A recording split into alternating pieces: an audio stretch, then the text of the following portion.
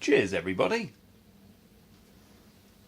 Thank you very much for watching. I hope you enjoyed that, and if you're new to this channel, do consider subscribing if you want to see more of what I do.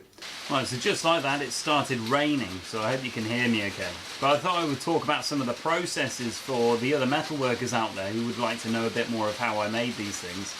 Give you a few tips and tricks and see what you think.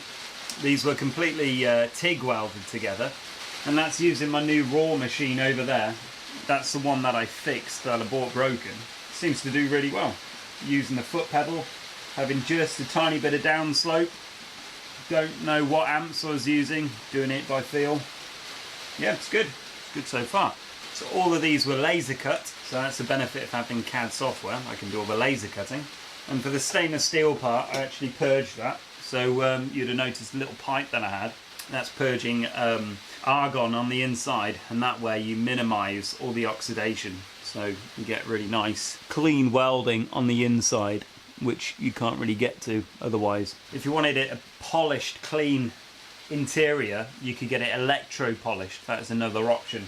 And what I've done to seal it, I use this Renaissance wax. Absolutely fantastic stuff. If you want to get hold of some of this, I've put a link in the description of this video.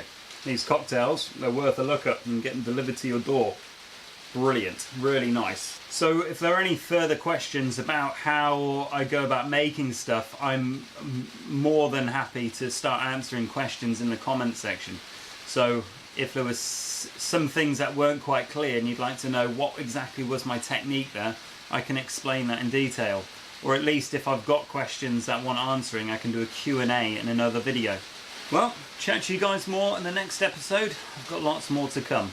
Take care. Happy forging, a life worth living. See you next time.